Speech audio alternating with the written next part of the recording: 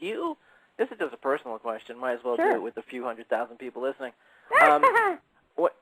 When I started studying this and looking into it, and I studied religion and stuff, and studied a bunch of stuff, do you now look back at some religious teaching, like specifically when I look back at some of the stuff Jesus says, and then I see how they interpreted it, do you ever say, like I do, that's not what he was saying?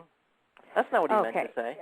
Well, this is, again, very personal, and I am not I just want to say I'm not against religion, but I'm, for example, when someone says, are you a Christian? I go, well, I'm totally into Christ and his teachings, right. But there are 10,000 different Christian sects, and all of which believe their way is the only way, and this is based on politics and economics. And sure.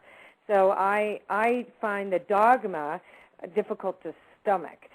But the teachings are clean, if you know what I'm saying. Sure. And I am fascinated with theology, by the way, because I really believe that we need to be compassionate, too, to ourselves, to take a look at how we've taken the spiritual world to try to fit into our human world. Sure. Because I really think that's what that's all about. And so, yeah, I think that, I would call myself a holistic spiritualist, really. Because I take the best out of everything. There's beautiful teachings in Judaism and in Islam too, in Christianity, in Jainism, in the animistic, religious traditions. And when you open to that, you realize that it's not all that different. No, when you look at the common denominator, and there is a section in my book in the One God Club where it talks about how, and I name different religions, and also, and Buddhism's not a religion; it's a way of life. But there are different concepts from the Jainism, Buddhism, Christianity, Islam, etc., Judaism, where we all say the same thing, that it boils down to the golden rule and the law of kindness and how we treat each other, and that's the one thing everybody screws up. Hello? But that is the common thread. Now, you make this, what I like about the book and what I like about your approach is that you make it very practical. You bring a lot of timeless wisdom to today. You don't necessarily have to be, sitting in a dark room, a candlelit room, in pretzel style, and you know what I mean? You make it so that, hey, this is something you could do while you're listening to the radio. You could do this just listening to being alert to the now as opposed to having your head everywhere else. You make it very practical. Is that something that you find has been helping a lot of people? I would imagine it would. Well, I think that's probably the thing people like best about what I do, and the practicality of it, because the idea is that we can show people how to do this, and I don't force it on anybody. Again, it's an invitation to explore it because it's something that everybody has. But I think that just by like, here's the thing: I love really dense intellectual material, but I read it and then I chew it and then I spit it out and go, okay, guys, this is what this means, right? Yeah, and here's what we can do with it. So, because I think it's important that we all get a chance, and it doesn't mean that we have to get this elitist idea that we are these new age hoo-haws, you know what I mean, that are holier than thou, that have the idea that we have it all, and that doesn't work. How does that work?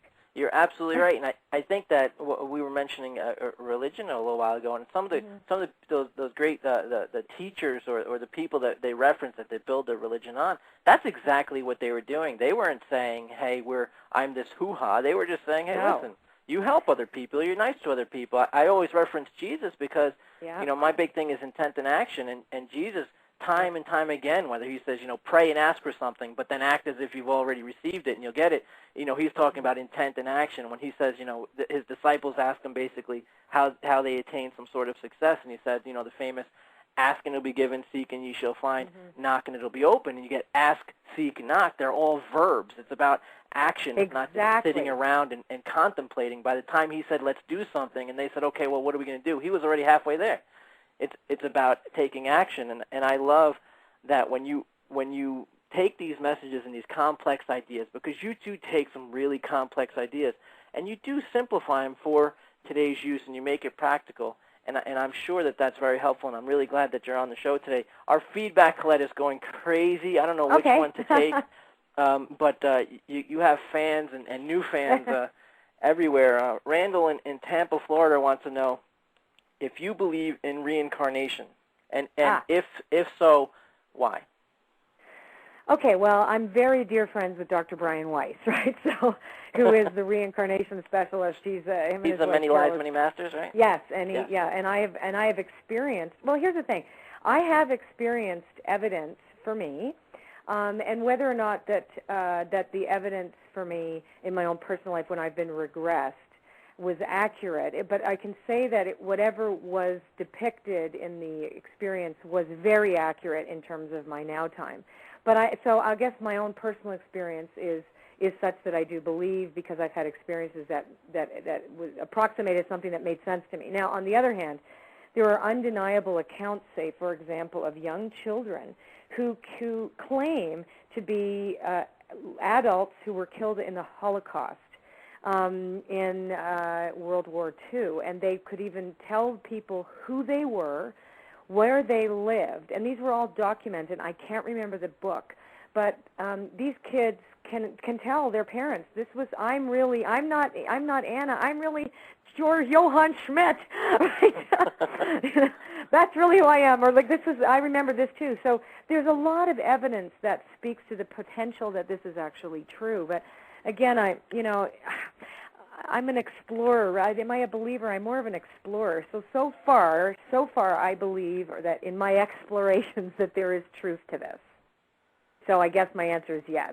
That was a long one. No, that's it's good that you explain it that way, because I think it's good for me. This is one of those shows, folks. For those of you who listen to the show often, this is one of those shows that I'm listening to Colette, and then there's a little dead silence because I forget it's my show, and I'm just listening. I'm listening to you, enjoying the conversation, and I have to